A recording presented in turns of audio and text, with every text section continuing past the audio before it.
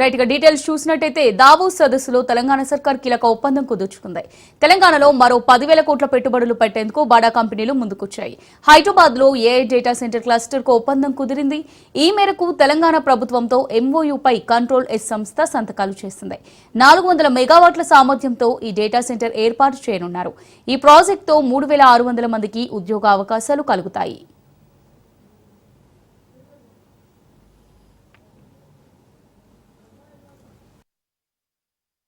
Besides infrastructure and sustainability, I also have to think of access. Lots of people may not have money for rail or bus. My government has given free bus travel to around 20 million women. Empowerment of women, empowerment of marginal people through mobility is a big achievement for my government. We are building a new future city, a net zero city. We want to build the world's best mobility options in this city. Finally, we want to move our people fast. We want to move people at very low cost. We want to move people in a sustainable way. I want investments to help build urban mobility infrastructure to move more than 40 million people across Telangana. My 3 words: fastest, greenest, lowest cost. Besides infrastructure. ఇక గిడ్డంగుల సంస్థ chairman తో కలిసి wear house corporation అధికారులతో మంత్రి తుమ్మల సమీక్ష సమావేశం నిర్వహించారు. ఈ సందర్భంగా అందుబాటులో ఉన్న స్థలాలలో కొత్త నిర్మాణాలను నూతన టెక్నాలజీతో చేపట్టాలని ఆదేశాలు జారీ చేశారు. అన్ని గోదాముల చుట్టూ ప్రహరీ గోడలు నిర్మించాలని, గోదాముల్లో నిల్వ ఉంచిన సరుకు చెడిపోకుండా చూడాలన్నారు. దీనికోసం అధికారులు అందరూ సమర్థవంతంగా పనిచేయాలని సూచనలు చేశారు.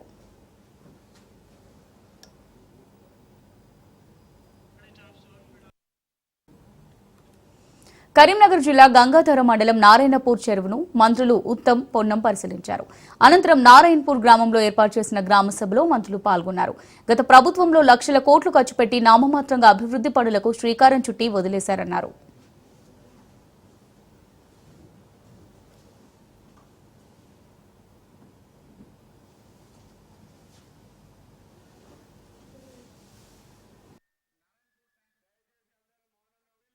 తక్కువ ఖర్చుతో ఎక్కువ కట్టొచ్చే విధంగా మా ప్రభుత్వ ఇరిగేషన్ పాలసీ, ఆ పాలసీ మేరకు మీరు అడుగుతున్న నారాయణపూర్ ప్రాజెక్టు రాష్ట్రంలో ఉన్న ప్రయారిటీ ప్రాజెక్ట్ కింద, ప్రాధాన్య క్రమం కింద, హైయెస్ట్ ప్రయారిటీ ప్రాజెక్ట్ కింద పెట్టి నిధులు విడుదల చేసి పూర్తి చేయిస్తా అని చెప్పి నేను సభాముఖంగా మాటిస్తున్నాను. ల్యాండ్ అక్విజిషన్ కి 30-40 కోట్లు కావాలి. ఆ తర్వాత వర్క్ ఇంకొక 30 కోట్లు కావాలి. ఇది పూర్తి చేస్తే సుమారు 70,000 ఎకరాల ఆయకట్టు వచ్చే అవకాశం ఉందని చెప్పి చీఫ్ ఇంజనీర్ మరి సుధాకర్ రెడ్డి గారు చెప్పారు. నేను పూర్తిగా వారితో ఏకీభవిస్తూ ఈ ఎల్లంపల్లి కింద ఉన్న ఈ బ్యాలెన్స్ వర్క్ పూర్తి చేసి ఈ నారాయణపూర్ ప్రాజెక్టు పూర్తి చేస్తామని చెప్పి, మీకు నీళ్ళు అందే విధంగా 1 సంవత్సరంలో పూర్తి చేస్తామని చెప్పి సభాముఖంగా మాట్లాడుతున్నాను. కుటుంబాలు ఏర్పడ్డ రేషన్ కార్డు రానటువంటి పరిస్థితి నుంచి ఎవరైతే రేషన్ కార్డు కావాలని అడుగుతారో వాళ్ళందరికీ రేషన్ కార్డు ఇచ్చే కార్యక్రమాన్ని ప్రారంభించగానే రకరకాల మాట్లాడుతా ఉన్నారు. ఇవాళ మీరంతా ఆర్టీసీ బస్సులో ఫ్రీగా తిరుగుతున్నారా లేదా అక్క? 200 యూనిట్ల కరెంటు ఫ్రీ వస్తుందా లేదా? 200 యూనిట్ల లోపల కాల్చుకుంటే కరెంటు ఫ్రీ వస్తుంది. 500 రూపాయలకు సంబంధించిన గ్యాస్ సిలిండర్ ఇస్తా ఉన్నాం. 500 గ్యాస్ సిలిండర్ ఎక్కడైనా ఇబ్బంది ఉంటే మండల ఆఫీసులకు సంబంధించిన కార్యక్రమం ఉన్నది. సన్నవాట్లకు బోనస్ ఇచ్చినాం. ఇక గ్రామ సభల్లో కాంగ్రెస్ ప్రభుత్వం పట్ల తీవ్ర నిరసన వ్యక్తమవుతోందన్నారు కేటీఆర్. ఆగ్రహంతో టెంట్లను కూల్చిగొట్టినట్టయితే రేపు ఏదో దశలో ప్రభుత్వాన్ని ప్రజలు తిరస్కరిస్తారని కేటీఆర్ సంచలన వ్యాఖ్యలు చేశారు. బీఆర్ఎస్ అధ్యయన కమిటీ చైర్మన్ మాజీ మంత్రి నిరంజన్ రెడ్డి అధ్యక్షతన సమావేశం చేరగా వర్కింగ్ ప్రెసిడెంట్ కేటీఆర్ హాజరయ్యారు. ఎన్నో రకాల హామీలు ఇచ్చి అందులో బోనస్ ఇస్తామని, రైతు భరోసా అమలు చేస్తామని, ఉచితంగా మద్దతు ధర ఇస్తామని, కొనుగోలు కేంద్రాలు విస్తారంగా పెంచుతామని, అదే మాదిరిగా చాలా మాటలు కూడా చాలా వివరంగా చెప్పినారు. రాష్ట్ర వ్యాప్తంగా 2 లక్షల రుణమాఫీ చేస్తామని ఇవన్నీ చెప్పినారు. ఇవన్నీ నమ్మిన రైతులు మరి రాష్ట్ర వ్యాప్తంగా కాంగ్రెస్ పార్టీని విశ్వసించి, రాహుల్ గాంధీ గారిని విశ్వసించి కాంగ్రెస్ పార్టీకి అధికారం కట్టబెట్టినారు. సరే, అధికారం ఎవరికి శాశ్వతం కాదు. ఈ రాష్ట్ర ప్రభుత్వం ఏదైతే కొన్ని తప్పుడు నిర్ణయాలు, కొన్ని ఇస్తానన్న హామీలు అమలు చేయకపోవడం వల్ల ఇవాళ రాష్ట్రంలో ఉండే రైతు సోదరులు ఏదైతే నిరాశతో, నిస్పృహతో చివరికి బలవంతపు చావులకు, అంటే ఒక రకంగా చెప్పాలంటే ఇవి ప్రభుత్వ హత్యలు, వాటికి పాల్పడే ఒక దుస్థితి వచ్చిందో, ఎందుకు వచ్చింది, ఏం జరిగింది ఈ సంవత్సర కాలంలో, ఏం చేస్తే బాగుంటది అని నిర్మాణాత్మకంగా ఒక ప్రతిపక్షంగా, ప్రధాన ప్రతిపక్షంగా ఒక ఆలోచన చేసి ఏ మేరకు రైతు డిక్లరేషన్, రాహుల్ గాంధీ గారు విడుదల చేసిన రైతు డిక్లరేషన్ ఈ సంవత్సర కాలంలో అమలయ్యింది, దాని యొక్క అమలు ఎంత మేరకు జరిగింది అనేది కూడా తప్పకుండా అధ్యయనం చేస్తాం. రుణమాఫీ ఎంత మేరకు జరిగింది అది కూడా అధ్యయనం చేస్తాం. బలవన్మరణాలకు, ఆత్మహత్యలకు గల కారణమేంది, ఎందుకు జరుగుతున్నాయి, మద్దతు ధర వస్తున్నదా, పత్తికి వస్తుందా, కందికి వస్తున్నదా, సోయాకు వస్తున్నదా, మొక్కజొన్నకు వస్తున్నదా, చెరుకుకు వస్తున్నదా, మిర్చికి వస్తున్నదా, మొత్తం తిరిగి ఎక్కడికక్కడ అధ్యయనం చేస్తాం. ఆ రకంగా కమిటీ రాబోయే నెల రోజుల పాటు విస్తృత పర్యటనలు చేస్తుంది.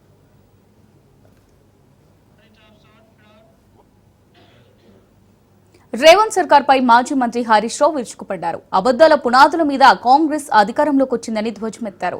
కాంగ్రెస్ ప్రభుత్వం ఏర్పడి 13 నెలలైనా హామీలు అమలు చేయడం లేదని మండిపడ్డారు. రుణమాఫీ పేరుతో రైతులను మోసం చేశారన్నారు. రుణమాఫీ లిస్టులో పేరున్నా బ్యాంకు ఖాతాలో డబ్బులు పడటం లేదన్నారు. నాకు ఇంతవరకు రుణమాఫీ కాలేదని ప్రజాపాలనలో దరఖాస్తు ఇచ్చాడు. అదే విధంగా కుసుంబ నగేష్ నేను 1,00,000 రూపాయలు అప్పు తీసుకున్నా నాకు కాలేదంటున్నాడు. ఇంకా ఆశ్చర్యం ఏంటంటే ఉడత బాలయ్య ఈయనకు 1,60,000 అప్పు ఉన్నది. నీ అప్పు మాఫీ కావాలంటే మిత్తి కట్టన్నారట. పాపం ఆయన నమ్మి 13,000 మిత్తి కట్టిండు. ఇవాళకి ఆ 1,60,000 ఇంకా రుణమాఫీ కాలేదు. నువ్వు వడ్డీతో సహా పూర్తి రుణమాఫీ చేస్తా అని చెప్పి పాక్షిక రుణమాఫీ చేస్తున్నావు. ఇట్లా చెప్పుకుంటూ పోతే ఈ గాడిచెర్లపల్లి గ్రామంలో సత్తయ్య అనే రైతు, ఆయనకు 2 లక్షల మీద అప్పు ఉన్నది. ఉంటే 68,000 బ్యాంక్ రిసిప్ట్, 68,500 రూపాయలు 2 లక్షల మీద ఉన్నది నువ్వు కడితే తెల్లారే పైసలు వేస్తాను రేవంత్ రెడ్డి చెప్పిండు. ముఖ్యమంత్రి కదా అని నమ్మిండు. ముఖ్యమంత్రి అబద్ధాలు ఆడతాడు అనుకుంటారు ఎవడన్నా. వెనకడ గవర్నమెంట్ రా అన్నాడంటే ప్రతిపక్షంలో ఉన్నవంటే ఏదో అధికారం కోసం మాట్లాడినవన్న ఓ లెక్క. కానీ ఇలా కుర్చీలో కూర్చొని కూడా అబద్ధాలు ఆడతాడా? రేవంత్ రెడ్డి మాటలు నమ్మి పాపం ఈ సత్తయ్య 68,500 3 రూపాయల మిత్తికి తెచ్చి కట్టింది. ఈ 68,500 మిత్తి పడుతుంది. ఈ 2 లక్షలు ఇవాళకి కూడా మాఫీ కాలే. ఈ సత్తయ్య ఇలా గ్రామ సభలో దరఖాస్తు ఇచ్చిండు. రేవంత్ రెడ్డి అన్ని కూడా అబద్ధాలు, మోసాలు. రుణమాఫీ అయిపోయిందని ఆయన చెప్పేటి అన్ని కూడా నీటి మూటలు. గ్రామాల్లో చూస్తే పాపం ప్రజలు రుణమాఫీ కాక చాలా ఇబ్బంది పడుతున్న పరిస్థితి ఉంది. వాస్తవానికి నువ్వు చెప్పింది 41,000 కోట్ల రూపాయలు రుణమాఫీ అని చెప్పినావు. కానీ చేసింది 16-17 చేసినావు. సగం కూడా చేయలేను. సగం చేయలే, మొత్తం అయిపోయిందని చేతులు లావట్టావు. ఇక నల్గొండ జిల్లాలో ఫ్లోరైడ్ రక్కసిని తరిమేసిన ఘనత బీఆర్ఎస్ దేనని ఎమ్మెల్సీ కవిత అన్నారు. మూసీ ప్రక్షాళన పునరుద్ధరణకు ప్రణాళికలు వేసింది కేసీఆర్ ప్రభుత్వమేనన్నారు. ఇచ్చిన హామీలను కాంగ్రెస్ నెరవేర్చలేదని మండిపడ్డారు. రైతు కూలీలకు కోతలు పెడుతున్నారని ధ్వజమెత్తారు. నేను భావిస్తా ఉన్నాను. మరి యాదాద్రిలో గుట్ట కింద కూడా చాలా పనులు పెండింగ్ ఉన్నాయి. ఆ పనులన్నీ కూడా ఇప్పుడున్నటువంటి ప్రభుత్వం యథాతథంగా కొనసాగించాలని, యాదాద్రి యొక్క వైభవాన్ని కాపాడడానికి అన్ని రకాలుగా ప్రయత్నం చేయాలని చెప్పి కూడా ఈ సందర్భంగా మేము డిమాండ్ చేస్తూ ఉన్నాం. అదేవిధంగా ఉమ్మడి నల్గొండ జిల్లా అంటే ఉద్యమాల కిల్లాగా పేరున్నటువంటి జిల్లా.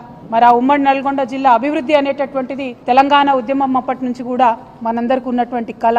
ఆ కళను సాకారం చేసుకోవడానికి 2014లో కేసీఆర్ గారి నాయకత్వంలో మిషన్ భగీరథ కార్యక్రమాన్ని చేపట్టి నల్గొండలో ఇంటింటికి నీరిచ్చినటువంటి సంగతి మీ అందరికి కూడా తెలిసిందే. కంప్లీట్గా సంపూర్ణంగా ఫ్లోరైడ్ని నివారించడం అంటే నల్గొండలో తరతరాల బిడ్డల కోసం చేసినటువంటి పని ఇది అని నల్గొండ ప్రజలందరికీ కూడా సవినయంగా నేను విజ్ఞప్తి చేస్తూ ఉన్నాను. మరి వాళ్ళు అదే ఫ్లోరైడ్ ఉన్నటువంటి ప్రాంతం మూసీని ప్రక్షాళన చేసుకోవాలని చెప్పి ఇంకొక కళ మనకుండే. మూసీని గోదావరిని అనుసంధానం చేసుకుంటాం. మూసీలో గోదావరి నీళ్లు పంపు చేసి కంప్లీట్గా మూసీ పరివాహక ప్రాంతం అంతా కూడా బంగారు పంటలు పండేలాగా చేసుకుంటాం అనుకున్నాం. దానికోసం ప్రాజెక్టులు పెట్టుకున్నాం. దానికోసం ఒక 31 STPలు కట్టినాం. ఆ తర్వాత మూసీని గోదావరిని కలపడానికి మనకు కొండపోచమ్మ నుంచి అయితే దగ్గర అవుతుంది. దానికోసం ఒక 1600-1700 కోట్ల రూపాయలు అయితే సరిపోతుందని చెప్పి మనం ప్రాజెక్టులు పెట్టుకోవడం జరిగింది. అంటే మూసీలో 2 ఉన్నాయి అంశాలు. ఒకటి మూసీ ప్రక్షాళన, ఇంకొకటి మూసీ పునరుజ్జీవనం. ఈ 2 కూడా కేసీఆర్ గారి హయాంలో అత్యంత తక్కువ ఖర్చుతోని శాశ్వతంగా పరిష్కారం అయ్యేటటువంటి విధంగా మనం ఆల్రెడీ ప్రణాళికలు చేసి పెట్టినాం. అందులో 31 STPలు కూడా ఇలా ఇక నల్గొండ జిల్లా కేంద్రంలో బీఆర్ఎస్ రైతు మహాధర్నాకు హైకోర్టు అనుమతిచ్చింది. ఈ నెల 28న నల్గొండ క్లాక్ టవర్ సెంటర్లో రైతు ధర్నా నిర్వహించుకునేందుకు బీఆర్ఎస్ పార్టీకి కోర్టు గ్రీన్ సిగ్నల్ ఇచ్చింది. ఉదయం 11 గంటల నుంచి మధ్యాహ్నం 2 గంటల వరకు రైతు ధర్నా నిర్వహించేందుకు కోర్టు అనుమతిచ్చింది. ఈ బీఆర్ఎస్ రైతు మహాధర్నాకు పార్టీ వర్కింగ్ ప్రెసిడెంట్ కేటీఆర్ తో పాటు మాజీ మంత్రి ఎమ్మెల్యే జగదీష్ రెడ్డి, పలువురు నాయకులు హాజరు కానున్నారు.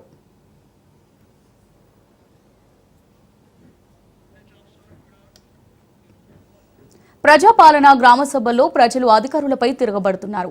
అనేక గ్రామ సభల్లో రచ్చరచ్చగా మారింది. 4 పథకాలకు సంబంధించిన అర్హులైన వారిని ఎంపిక చేసేందుకు గ్రామ సభలను తెలంగాణలో నిర్వహిస్తున్నారు. అయితే గ్రామ సభల్లో జనం ఆగ్రహావేశాలతో ఊగిపోతున్నారు. ఈ నెల 21 నుంచి గ్రామ సభలు తెలంగాణలో ప్రారంభమయ్యాయి. ఈ నెల 24వ తేదీ వరకు గ్రామ సభలు నిర్వహిస్తామని ప్రభుత్వం ప్రకటించింది. ఈ గ్రామ సభల్లోనే అర్హులైన లబ్ధిదారుల పేర్లను ప్రకటిస్తున్నారు. అయితే తమ పేర్లు లేకపోవడాన్ని గుర్తించిన ప్రజలు అనర్హులకు పథకాలను ఇస్తున్నారని, వారి సొంత పార్టీ వారికే సంక్షేమ పథకాలు దక్కేలా ప్రభుత్వం ప్రయత్నిస్తుందని ఆరోపణలు వినిపిస్తున్నాయి.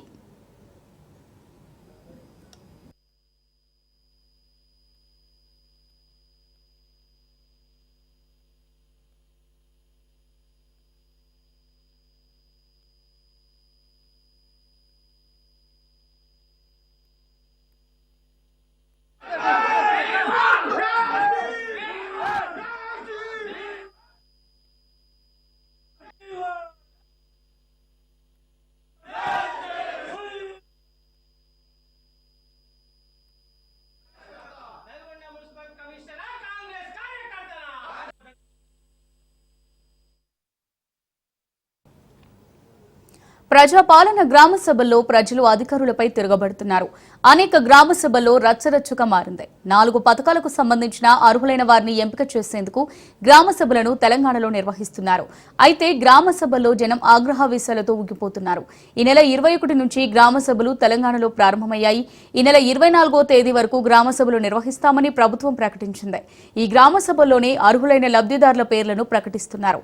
అయితే తమ పేర్లు లేకపోవడాన్ని గుర్తించిన ప్రజలు అనర్హులకు పథకాలను ఇస్తున్నారని, వారి సొంత పార్టీ వారికే సంక్షేమ పథకాలు దక్కేలా ప్రభుత్వం ప్రయత్నిస్తుందని ఆరోపణలు చేస్తున్నారు.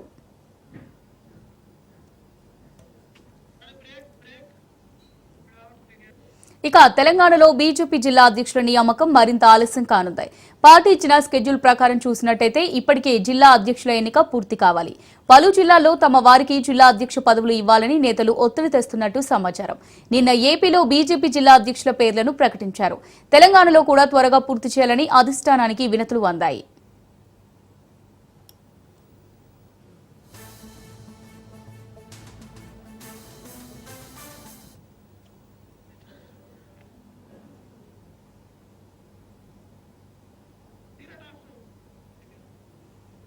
తెలంగాణలో అధికారంలోకి వచ్చిన కాంగ్రెస్ నగర ప్రజలపై హైడ్రా మూసి ప్రక్షాళన పేరుతో ప్రజలను తీవ్ర ఇబ్బందులకు గురిచేస్తున్నారని బీజేపీ ఎంపీ ఈటెల రాజేందర్ గుర్తు చేశారు.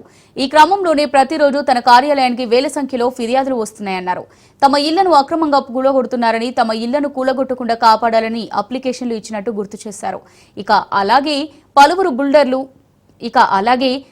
బిల్డర్లు, గూండాలు, రియల్ ఎస్టేట్ బ్రోకర్లు సాధారణ ప్రజలను ఇబ్బందులకు గురి చేస్తున్నారని, ఇదే సమస్యలపై తాము పోలీసులకు ఫోన్ చేసినా పట్టించుకోవడం లేదన్నారు. ఏకశిలానగర్లో ప్లాట్ల ఓనర్లపై సదరు వ్యక్తులు చేసిన దౌర్జన్యానికి సంబంధించిన వీడియోలను చూపించారు. అలాగే ఏకశిలానగర్కు సంబంధించిన ప్లాట్ల అమ్మకాలకు సంబంధించిన పూర్తి వివరాలను మంత్రి వివరించారు. ప్రజలను భయాందోళనకు గురిచేసి పలు ప్లాట్లను కొనుగోలు చేసి చుట్టుపక్కల ప్లాట్లను సైతం కబ్జాకు ప్రయత్నం చేశారని ఈటెల తెలిపారు. పేదల జోలికి వస్తే ఊరుకునేది లేదని హెచ్చరించారు.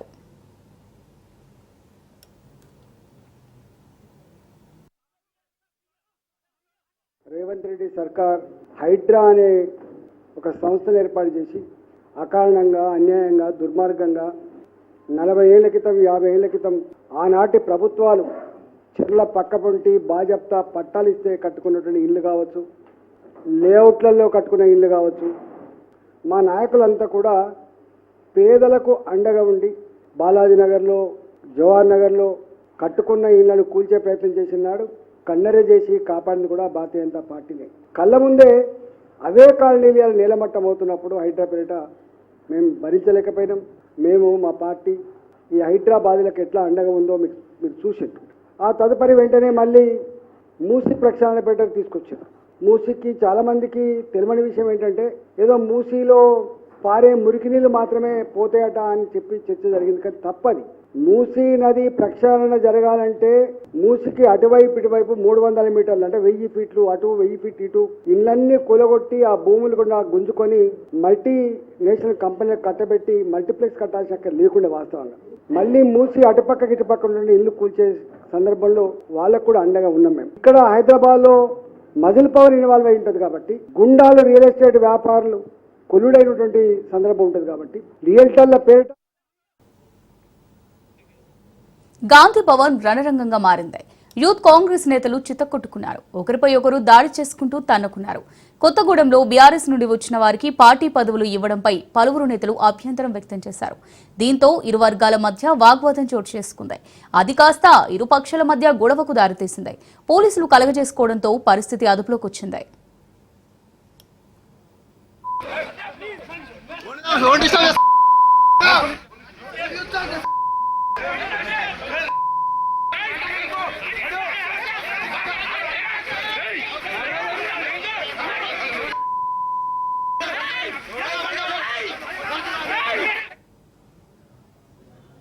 ఖైరతాబాద్ ఎమ్మెల్యే దానం నగేందర్ చింతల్ బస్తీలో హల్చల్ చేశారు.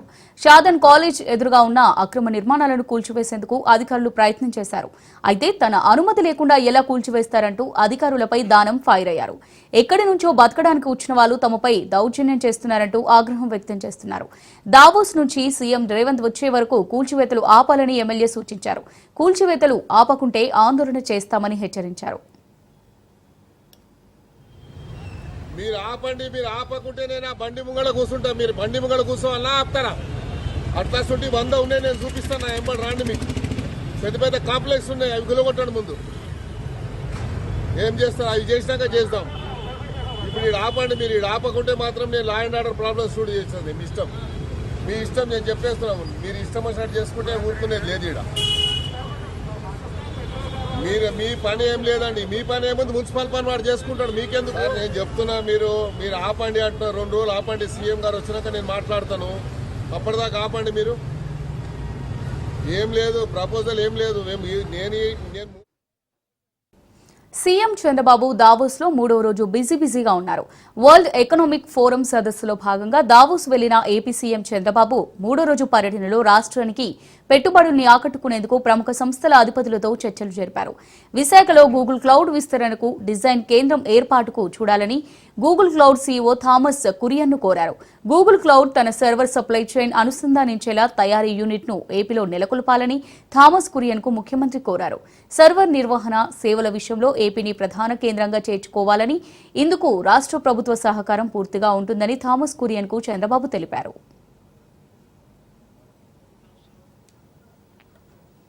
సత్యసాయి జిల్లా హిందూపురం నియోజకవర్గంలో ఎమ్మెల్యే బాలకృష్ణ 3వ రోజు పర్యటన కొనసాగించారు. పర్యటనలో భాగంగా హిందూపురం రూరల్ గోలాపురంలో 3,48,00,000 వ్యయంతో విద్యుత్ సబ్ స్టేషన్ కు భూమి పూజ చేశారు. వేసవి కాలం మొదలవుతున్న తరుణంలో విద్యుత్లో వోల్టేజ్ సమస్య వల్ల ఎంతో మంది రైతులు ఇబ్బందులు పడతారన్న ఉద్దేశంతో కొత్తగా సబ్ స్టేషన్ ను ఏర్పాటు చేస్తున్నట్టు బాలకృష్ణ తెలిపారు. రాకుండా అలాగే ఈ లో వోల్టేజ్ ఏదైతే సమస్య ఉందని అధిగమించడానికని ఇవాళ ఇక్కడ ఒక 4 సబ్ స్టేషన్స్ శాంక్షన్ అవడం జరిగింది. ఇక ముందు 27 సంవత్సరాలు ఒక సమస్య కూడా దృష్టిలో పెట్టుకుని ఇవాళ ఇక్కడ భూమి పూజ చేయడం జరిగింది. అమలాపురం నూతన సాంకేతిక పరిజ్ఞానాన్ని ఉపయోగించి నేరాలను అరికడతామని రాష్ట్ర డీజీపీ ద్వారక తిరుమలరావు అన్నారు. కర్నూలు జిల్లాకు వచ్చిన ఆయన జిల్లా పోలీస్ కార్యాలయంలో ఉన్నతాధికారులతో సమీక్ష సమావేశం నిర్వహించారు. అనంతరం జిల్లాలో పోలీసుల పనితనం బాగుందన్నారు. ఆధునిక దేశాల విధంగా విజిబుల్ పోలీస్ విధానాన్ని అనుసరించాలని కోరారు. ఈ సందర్భంగా వ్యాస్ ఆడిటోరియంలో డీజీపీ మొక్కలు నాటారు.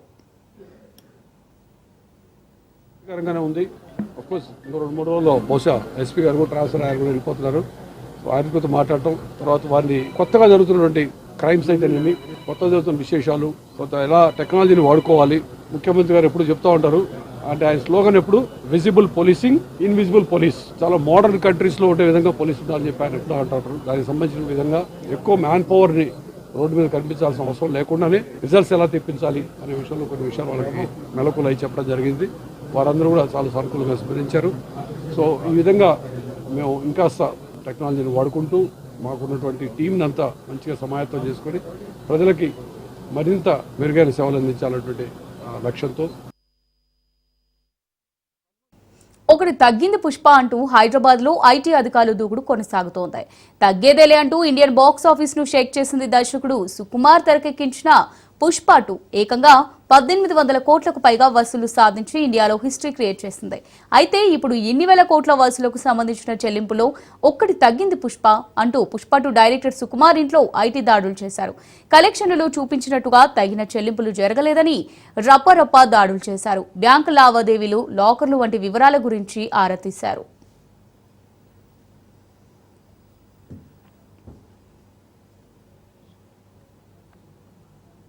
శంషాబాద్ ఎయిర్పోర్ట్ కు నిఘా వర్గాలు రెడ్ అలర్ట్ ప్రకటించాయి. జనవరి 26ను పురస్కరించుకుని ఎలాంటి అవాంఛనీయ సంఘటనలు జరగకుండా అలర్ట్ ప్రకటించారు. ఎయిర్పోర్ట్లోనూ సెక్యూరిటీ అధికారులు నిఘా పెంచారు. ఎయిర్పోర్ట్ కు వచ్చే ప్రతి ప్రయాణికుడిని క్షుణ్ణంగా తనిఖీ చేశాకే లోపలికి అనుమతిస్తున్నారు. ఎయిర్పోర్ట్ కు వచ్చే సందర్శకులకు అనుమతి నిరాకరించారు.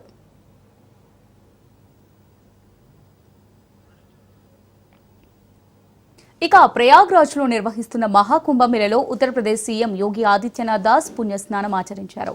ఈ సందర్భంగా త్రివేణి సంగమంలో ప్రత్యేక పూజలు నిర్వహించారు. అనంతరం మహాకుంభమేళకు విచ్చేసిన భక్తులతో కాసేపు ముచ్చటించారు. అక్కడి సౌకర్యాలు, సమస్యల గురించి ఆరా తీశారు. ఆ తర్వాత ప్రయాగ్రాజ్ లోనే ఉత్తరప్రదేశ్ కేబినెట్ సమావేశం నిర్వహించారు. ప్రపంచంలోనే అత్యంత ప్రఖ్యాతమైన మహాకుంభమేళ జరుగుతుంటే మీరు ఎక్కడున్నారని మంత్రులు ఆశిష్ పటేల్, సంజయ్ నిషాద్లను సీఎం యోగి ప్రశ్నించినట్టుగా తెలుస్తుంది.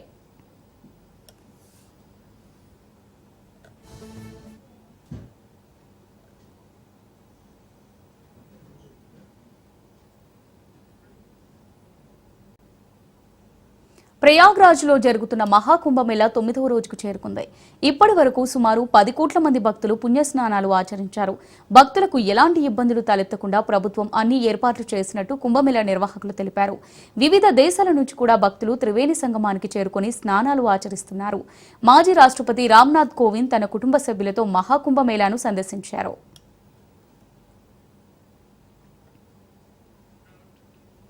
మహాకుంభమేళాకు ప్రధాని వచ్చే నెల 5న వెళ్తారని పీఎంఓ వర్గాలు తెలిపాయి. రాష్ట్రపతి ద్రౌపది ముర్ము వచ్చే నెల 10న ప్రయాగ్రాజ్ చేరుకుని త్రివేణి సంగమంలో పుణ్యస్నానం ఆచరించనున్నట్టు తెలుస్తుంది. అలాగే కేంద్ర హోంమంత్రి అమిత్ షా ఈ నెల 27న ప్రయాగ్రాజ్ వెళ్లనున్నట్టు బీజేపీ వర్గాలు తెలిపాయి.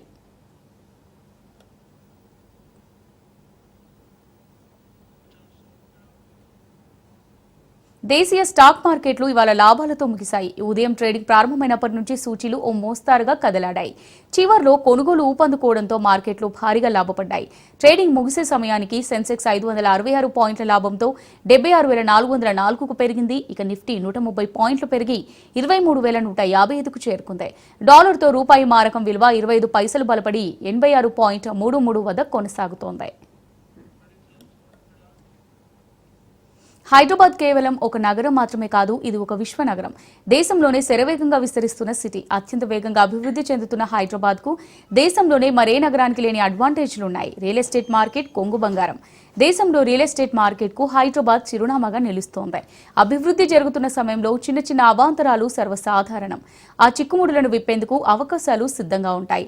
అలాంటి అవకాశాలను పునర్నిర్మించేందుకు ఇప్పుడు హైదరాబాద్ వేదిక అవుతుంది.